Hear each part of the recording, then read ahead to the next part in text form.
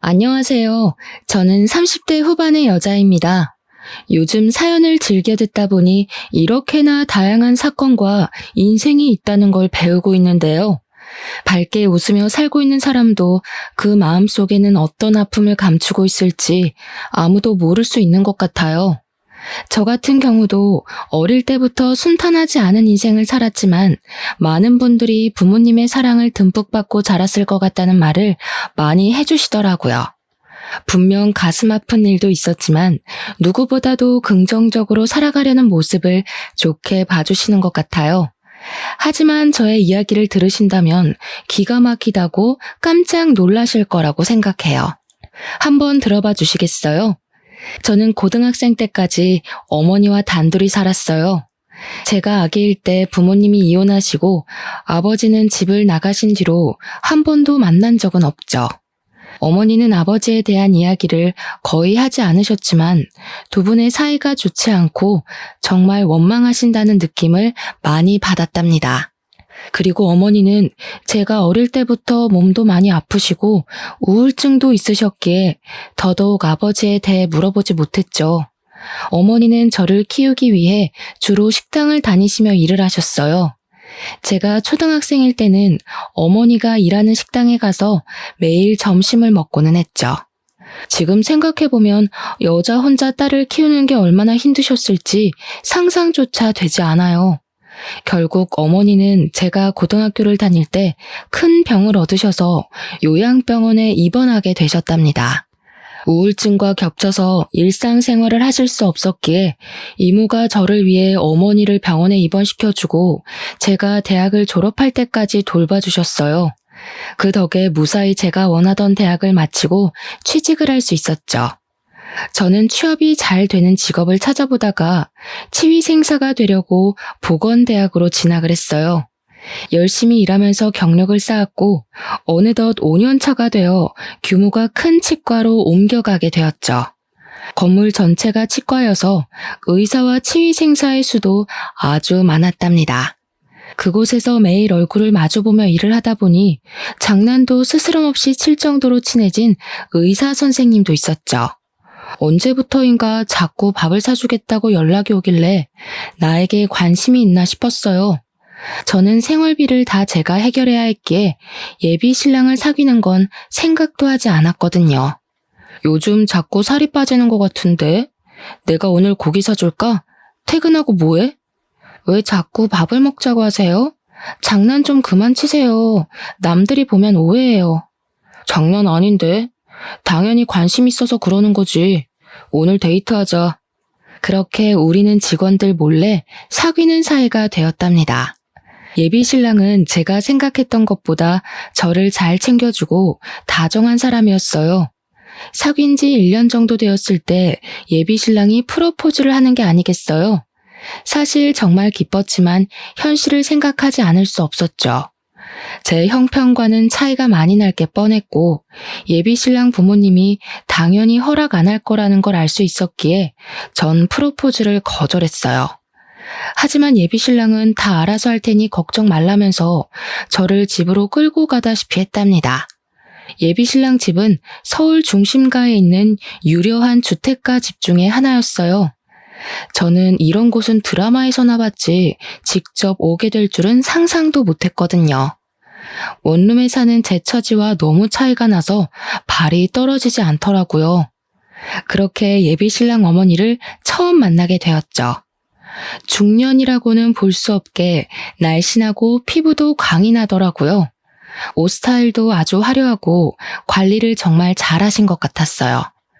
아버지는 소파에 앉아 저를 바라보고 있었는데 사업을 하셔서 그런지 아주 냉철해 보이시더라고요. 역시나 어머니는 저를 보자마자 반대를 하셨답니다. 같은 병원에서 일한다고요? 듣기로는 어머님과 산다고 그러던데 아버지는 왜 안 계신 건데? 돌아가셨어? 부모님이 제가 아기일 때 이혼을 하셨어요. 어머니와 쭉 살다가 오래전부터 아프셔서 지금은 병원에 계세요.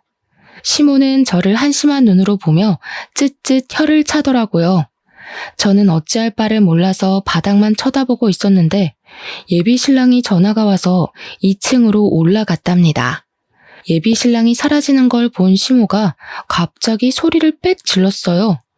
야, 내가 너 같은 애 딱 보면 견적이 나와.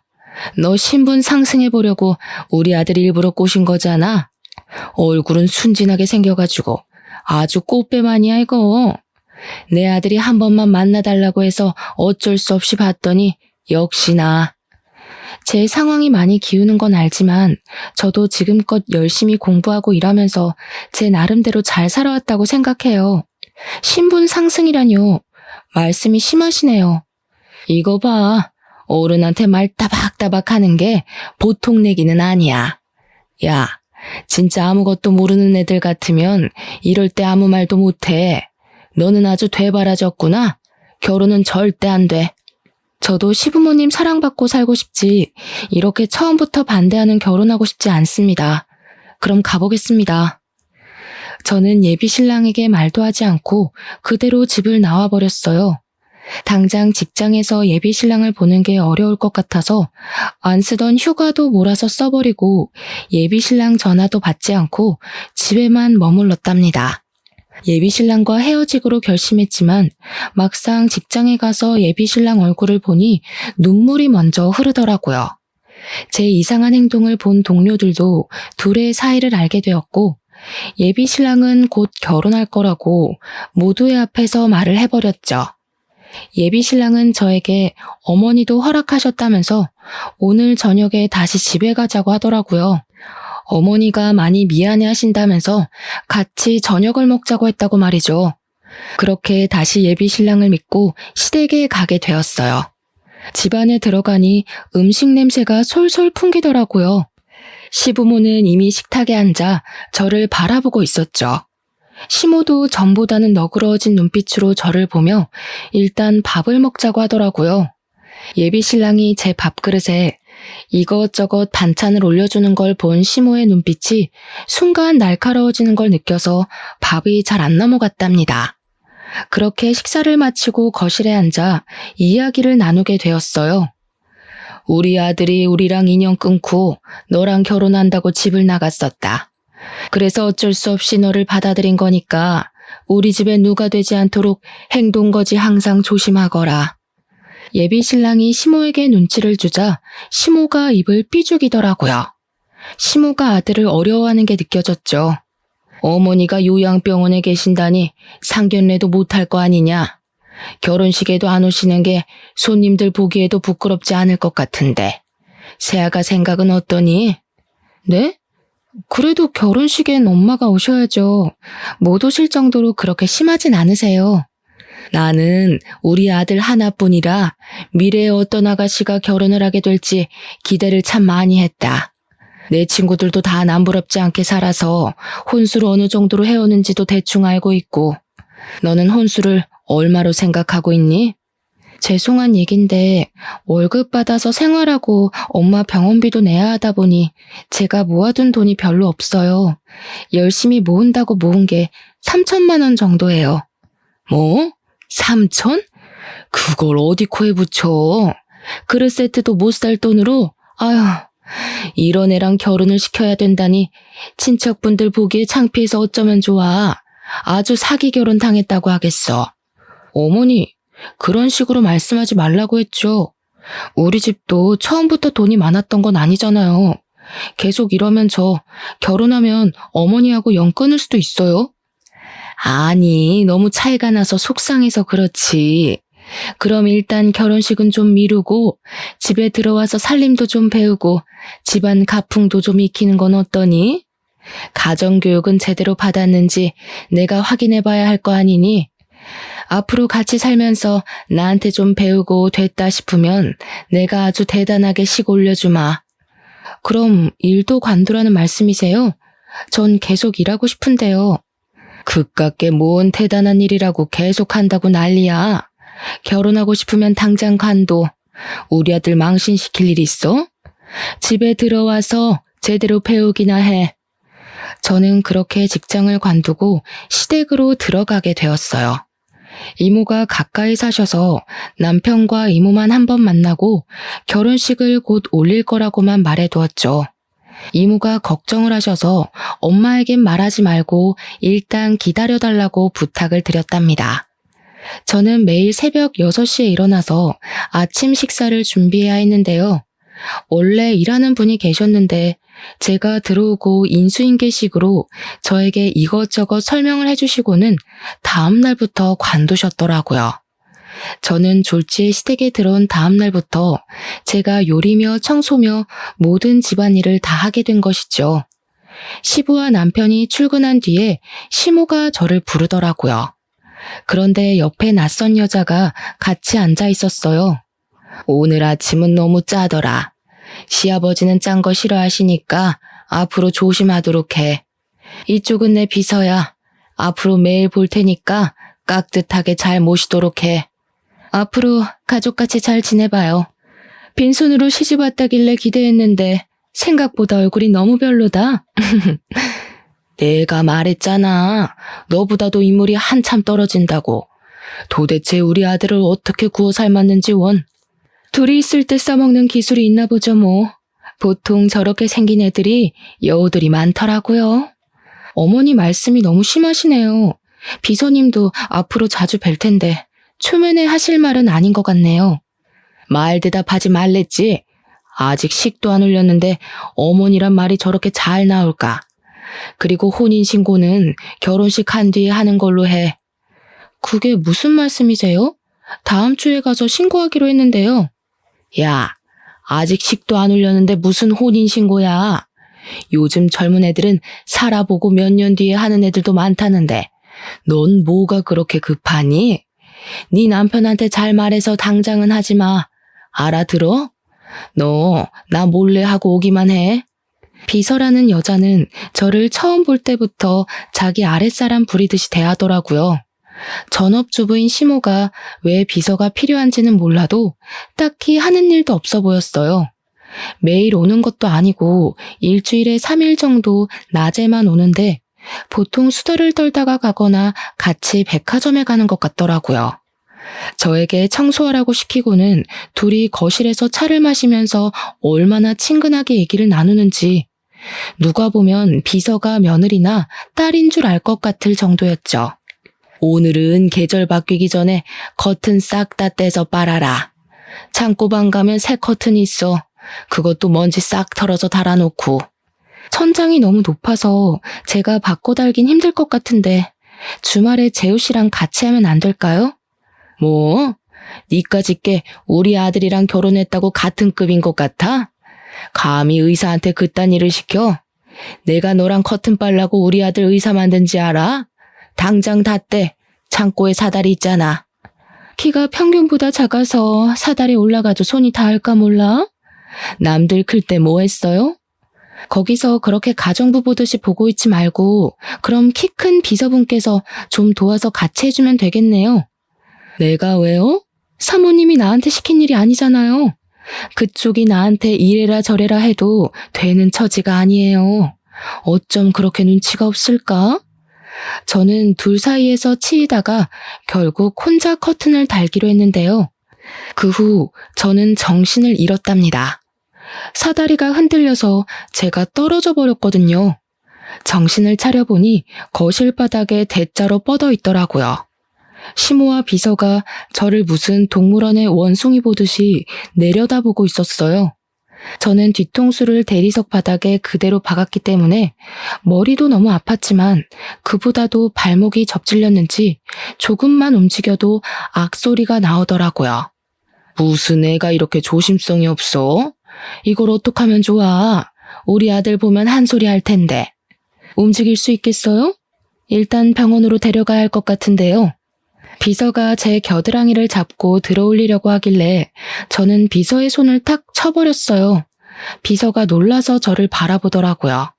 나 아까 그쪽이 사다리 일부러 다리로 민 거 다 봤어요. 내가 못 봤을까봐 발뺌하는 거예요? 일부러라니? 그 옆으로 걸어가다가 실수로 걸린 거 가지고 생사람을 잡네? 내가 그쪽보다 나이가 어리다고 해도 왜 반말을 해요? 그쪽은 비서고 난 엄연히 이 집 며느리인데요. 나 건드리지 말아요. 어차피 남편 올 시간 다 됐으니까 이렇게 기다릴 거니까요. 시모와 비서가 대꾸도 못하고 황당한 표정으로 저를 바라보더라고요. 그동안 둘이서 저를 보며 비웃고 수군대는 걸 수없이 봤지만 어차피 물어봐도 아니라고 할 게 뻔해서 가만히 있었답니다. 하지만 이번엔 일부러 저를 다치게까지 하니까 너무 화가 나더라고요. 시모는 남편이 오기 전에 어떻게든 저를 구워 삶아 보려고 했지만 저는 눈을 감고 누워서 듣는 척도 하지 않았어요. 30분 정도 지나고 남편이 왔고 제가 사다리에서 떨어졌다고 하니 놀라서 병원으로 데려갔죠. 비서 얘기를 하려고 하니 이미 가버리고 없더라고요. 그 후로 한동안은 시모와 비서가 대놓고 저의 흠을 잡는 일은 하지 않았지만 끊임없이 일을 시켰죠. 야, 여기 장식장 위에는 걸레질 안 해? 이거 뭔지 좀 봐. 네 눈높이만 생각하지 말고 남들이 보는데도 해야 될 거 아니야. 거기 이틀에 한 번씩 잘 닦고 있는데요. 먼지가 어디 있다고 그러세요? 내가 말대꾸하지 말라고 했지. 너는 내가 웃음니? 잔말 말고 마른 걸레로 가구들 한 번씩 다시 닦아. 저 매일 하루 3번 밥 차리고 오늘은 오전 내내 청소했어요. 아까 다 닦았어요. 너 붕어 새끼야? 말 대답하지 말라는 거 그새 까먹었어? 다시 닦아. 그리고 내 침대 시트에 주스를 흘렸으니까 싹 빨고 하는 김에 매트리스도 좀 들어서 물걸레질 좀 해놓고. 알아들었어? 시댁에 들어오면서 다 잘해낸 다음 시부모에게 인정받고 싶다는 마음이 컸기에 시키는 건 군말 없이 하려고 노력했죠. 저녁에 남편이 오면 같이 대화를 하거나 소소하게 데이트를 할 시간도 전혀 없었어요. 남편도 남편대로 일하고 와서 힘들어서 혼자 쉬고 싶어 했고 저도 밤에는 물에 젖은 솜처럼 몸이 늘어져서 바로 혼자 잠들어 버리는 일상이 계속되었어요. 나 하루 종일 일하느라 너무 힘들어요. 치과에서 일하는 것보다 몸이 얼마나 힘든지 몰라요.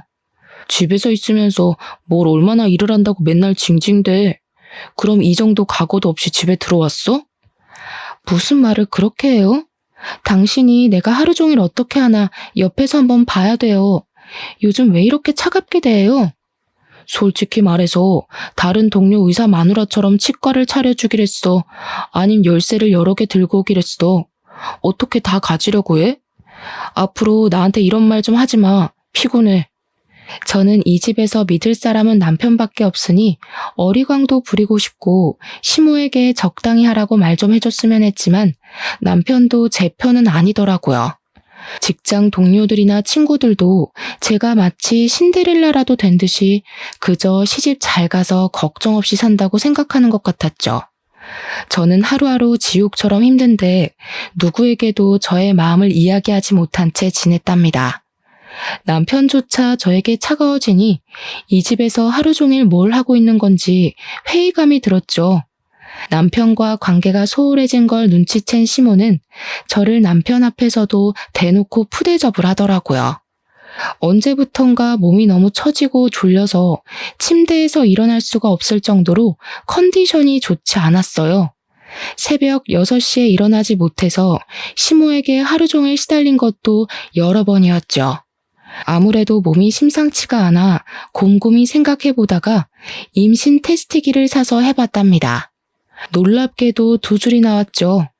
저는 저녁에 남편이 올 때까지 기다렸다가 오자마자 남편에게 보여줬어요. 남편이 한바구음을 지으면서 아주 좋아하더라고요. 저는 일단 더 확실해지면 이야기를 드리자고 했지만 남편은 당장 거실로 내려가서 시부모에게도 말을 전했죠. 항상 별다른 말을 하지 않았던 시부가 처음으로 고생했다고 한마디를 해주더라고요. 거기에 비해 시모는 아주 떨떠름한 표정을 감추지 않더라고요. 이제 아기도 태어날 거니까 시간 내서 얼른 혼인신고하자. 매일 집에 있으면서 뭐가 그렇게 바쁘다고 혼인신고를 미뤄? 아직 산부인과도 안 가봤는데 왜 이리 난리야? 요즘엔 혼인신고도 다 천천히 한다더라. 뭘 그렇게 서두르니? 몸 무거워지기 전에 하는 게 낫죠. 설마 어머니가 혼인신고하지 말라고 한 건 아니죠? 어머, 얘는 무슨 소리야? 나도 몇 번이나 언제 할 거냐고 새아가한테 물어봤었어. 그치?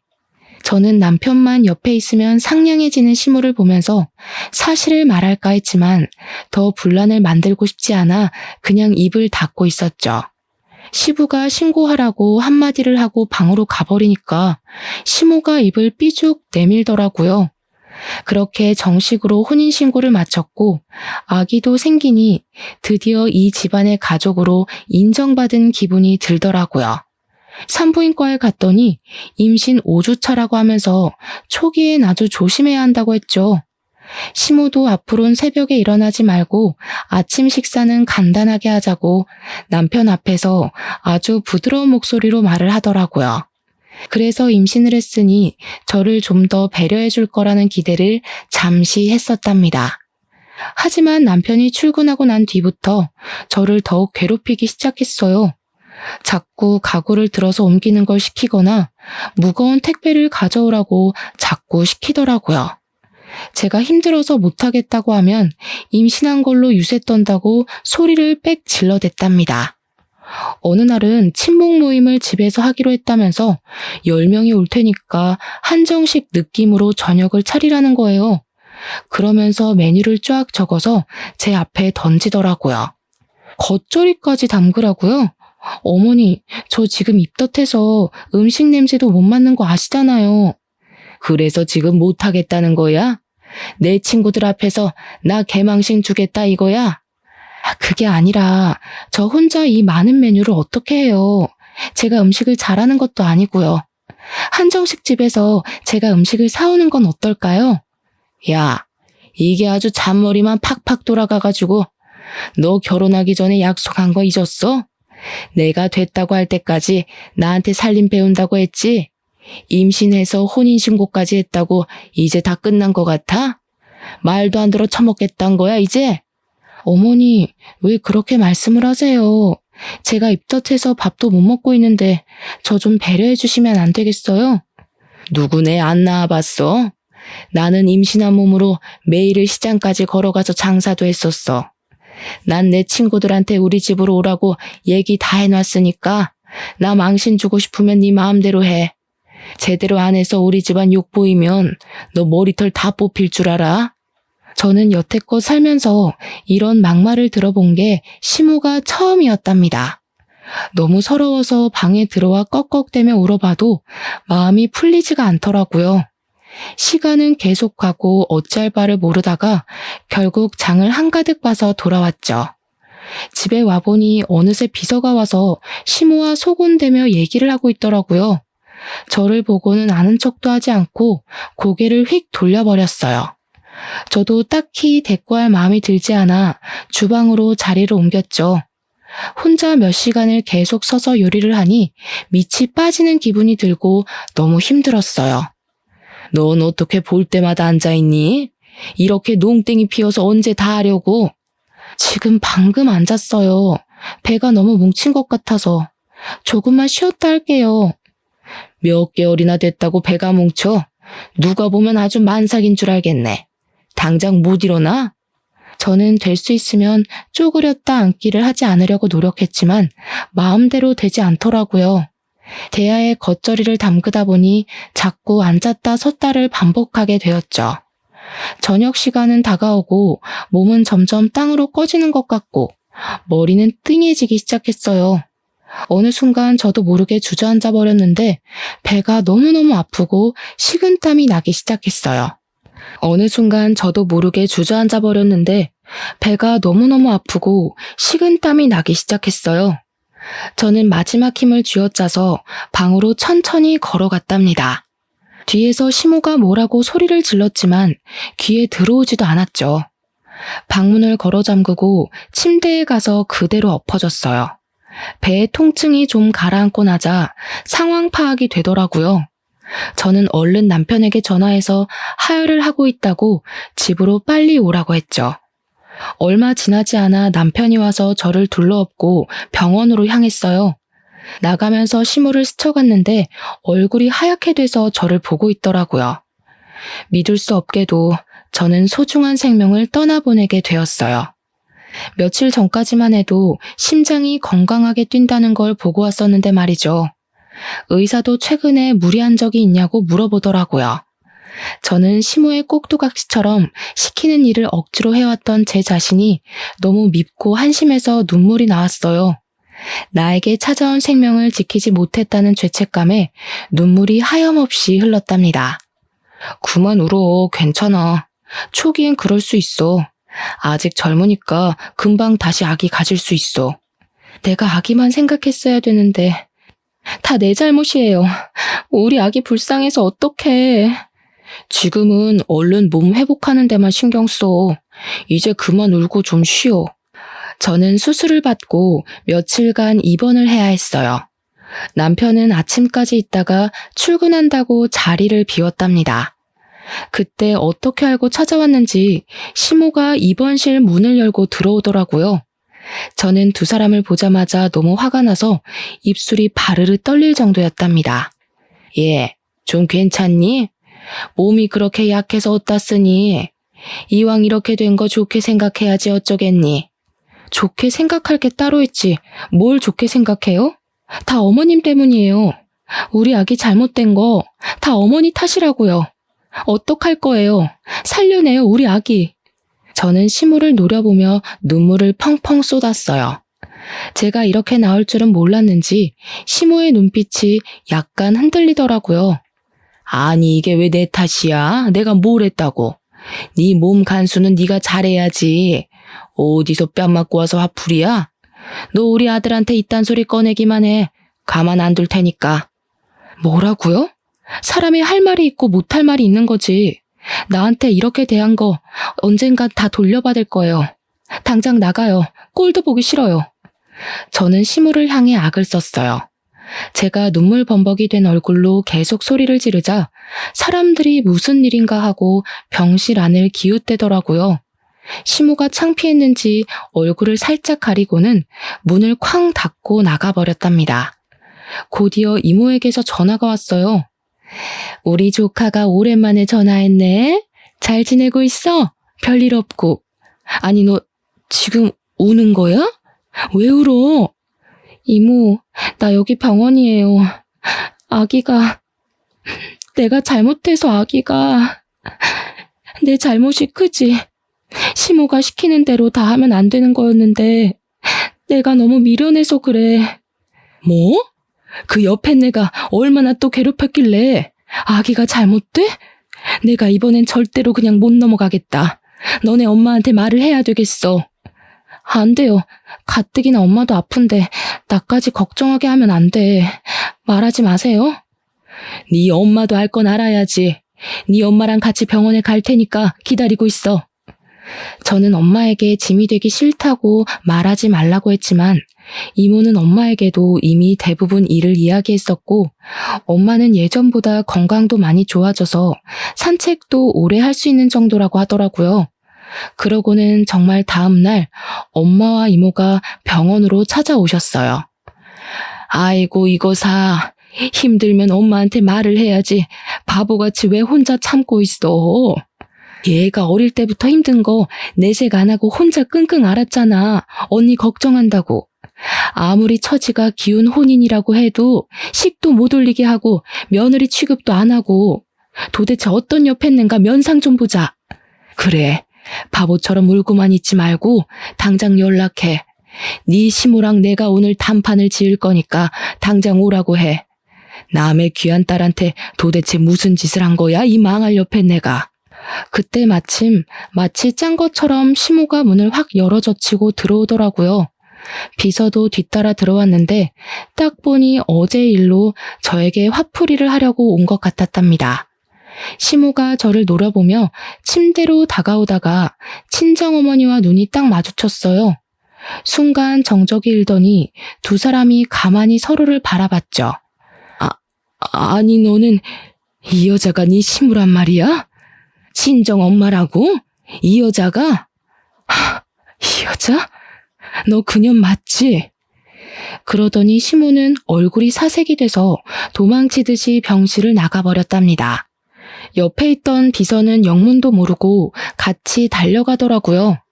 저는 엄마에게 무슨 일이냐고 물어봤는데 엄마는 한참 동안 아무 말이 없으셨어요. 큰 충격을 받은 것처럼 손을 벌벌 떨고 계시더라고요. 그러고는 힘겨운 목소리로 당장 이혼하라고 딱 한 말씀만 하셨답니다. 저는 그 후로 이틀을 더 입원했다가 시댁으로 가지 않고 이모 댁에서 지냈어요. 남편에겐 시모 때문에 집에 가고 싶지 않다고 좀 더 쉬고 들어간다고 했죠. 열흘 정도 후에 시댁으로 돌아갔답니다. 시모는 병원에서 그렇게 도망친 뒤에 어떤 연락도 하지 않았는데 제가 집에 들어가니 예전과는 사뭇 달라진 눈빛으로 저를 보더라고요. 그 여자, 아니 어머니는 다시 가셨어? 아직 여기 계신 건 아니지? 혹시 별말은 없었고? 저는 대꾸도 하지 않고 방에 올라가서 남편과 시부가 올 때까지 기다렸답니다. 다 같이 저녁 식사를 하는 내내 시모가 제 눈치를 보더라고요. 저는 시모와 눈도 마주치지 않고 밥만 먹었죠. 식사가 다 끝나고 시부와 남편에게 할 말이 있다고 했죠. 거실에 다 같이 모여 앉았고 저는 침묵 속에서 사진 한 장을 꺼내 탁자에 올려놨어요. 그건 부모님이 아기였던 저를 안고 찍은 유일한 사진이었죠. 시부와 남편은 영문을 모른 채 사진을 바라보았고 시모가 사진을 확인하고는 부들부들 거리기 시작했어요. 그러더니 갑자기 제 머리채를 확 잡고 마구 흔드는 게 아니겠어요. 이게 뭐 하는 짓이야? 이딴 걸 왜 꺼내놓는 거야? 무슨 꿍꿍이야? 남편이 시모를 말렸지만 시모는 제 머리칼을 꽉 움켜잡고 절대 놓지 않더라고요. 저는 있는 힘을 다해 시모의 팔을 꽉 물어버렸어요. 시모가 비명을 지르며 손에 힘이 빠졌고 제가 거칠게 시모를 바닥으로 밀쳐버렸답니다. 이렇게 나오는 걸 보니까 당신은 이게 무슨 사진인지 아는 모양이지? 저는 헝클어진 머리를 쓸어올리고 핸드폰으로 어디론가 전화를 걸었죠. 전화를 받은 이모와 엄마가 시댁으로 들어오셨답니다. 친정어머니를 본 시모의 얼굴이 순식간에 흑빛으로 변하더라고요. 이게 그새를 못 참고 감히 또 우리 딸을 건드려? 야! 엄마가 시모에게 달려가서 뺨을 세게 내리쳤어요. 이모가 바로 시모의 머리채를 잡고 거칠게 흔들기 시작했죠. 이모는 아무런 저항도 못하고 눈을 질끈 감고 있더라고요. 네 남편은 네가 유부남만 건드리는 꽃뱀이었다는 거 알고는 있냐? 뭐 눈엔 뭐만 보인다고. 네가 감히 우리 딸을 꽃뱀 취급했다 이거지? 이 여편네가 정신 나갔나? 무슨 말도 안 되는 소리를 하고 있어. 여보, 가만히 있으면 어떡해요? 이 사람들 다 쫓아내요. 네가 내 남편이랑 바람이 나서 기어이 이혼시킨 바람에 우리 딸이 아비가 없는 거지. 다 네 탓이면서 우리 딸을 구박해? 이 몹쓸 것들아. 네가 과거 싹 묻고 언제까지 잘 살 줄 알았어? 나 때문에 이혼했어? 네 남편은 애초에 정 떨어졌다더라. 나 아니었어도 어차피 갈라섰어. 아, 그러셔. 둘이 사랑에 도피까지 하셨으면 천년만년 살았어야지. 고작 6개월 살고 비렁뱅이로 만들어서 버렸어? 이 천벌 받을련. 엄마와 이모가 시모의 멱살을 잡고 흔들자 시모도 질세라 엄마의 머리채를 잡고 싸우기 시작했어요. 저는 재빨리 시모를 엄마에게서 떼어내서 밀쳐버렸어요. 시모가 씩씩대며 저를 째려보는데 역시나 반성의 기미는 하나도 보이지 않았죠. 엄마는 병원에서 마주쳤던 그날 저에게 모든 사실을 다 이야기해 주었답니다. 네가 2살 되던 해에 네 아버지가 그 여자랑 바람이 났다. 그년한테 눈이 돌아서 둘이 산다고 아주 나를 헌신짝 취급을 하더라. 너 때문이라도 이혼은 안 된다니까 그 여자 앞에서 나를 두드려 패기까지 하더라. 그게 정말이야? 그런 게 무슨 아버지라고. 나한테 미리 말해줬으면 좋았잖아. 어떻게 혼자 가슴에 묻고 살았어? 여기서 그 여자를 다시 볼 줄 누가 알았겠니? 네 아버지랑도 6개월인가 살고 사라졌다던 여자를 말이야. 얼마 살지도 못하고 거지꼴로 찾아와서 받아달라는데 소금 뿌리고 쫓아내버렸지. 꼴랑 그거 살 거면서 엄마랑 나를 버린 거야? 아주 대단한 사랑 납셨네. 근데 이 여자가 그 동네에서 유명한 꽃뱀이었다더라. 결국엔 돈 많은 남자 만나 아들은 의사 만들고 떵떵거리고 살았네. 그런 년이 감히 우리 딸을 집안 기운다고 시집살이를 시켜? 우리가 누구 때문에 이렇게 됐는데? 시부와 남편은 이 상황이 믿기지 않는 듯이 한참을 바라보기만 하더라고요. 그럼 지금 우리 어머니가 당신 집을 풍비박산 낸 상간녀라는 거야? 말도 안 돼. 어떡해. 지금 세아가 말이 다 사실이야? 당신 입으로 말해봐. 나랑 결혼할 땐 연애 한 번 못한 쑥맥 행세는 다 해놓고 감히 나를 속여? 여보 한 번만 봐주세요. 내가 설명할게요. 그게 아니라 잠깐 한 번 실수로. 시부가 바닥에 내팽겨쳐진 시모를 끌어올리더니 세게 뺨을 내리쳤답니다. 시모가 충격을 받았는지 울음을 터뜨리더라고요. 저는 그 모습을 보고 있다가 시부에게 서류 봉투 하나를 내밀었어요. 시부가 이해가 안 되는지 안에 든 종이를 한참 동안 들여다보고 있더라고요. 거기에 쓰인 이름이 이해가 안 가시는 것 같은데 어머님 비서 이름이에요. 그러니까 그 비서랑 어머님이 친자 확률 99.99%란 얘기죠. 제 설명을 들은 시모가 두 손으로 귀를 막으며 악 소리를 지르더라고요. 예전부터 제가 비서와 시모를 보고 있다 보면 서로 너무 친밀한 것 같은 기분이 들었어요. 말로는 설명할 수 없었지만 진짜 사이좋은 모녀 같은 느낌이 들고 얼굴도 닮은 것 같다는 생각이 들었답니다. 심증만 가는 상황이었는데 어느 날 외출했다가 집에 들어오다가 둘이 대화하는 걸 우연히 듣게 되었어요. 엄마, 진짜 혼인신고하고 애까지 낳으면 어떻게 되는 거야? 절대 안 되지. 혼인신고해봤자 이혼시키면 되는 건데 애는 왜 들어서가지고. 저를 못마땅해 하는 건 알았지만 아기까지 미워한다니 너무 속상했었죠. 엄마라고 부른 게 확실히 이상해서 바로 유전자 검사를 몰래 해본 것이었어요.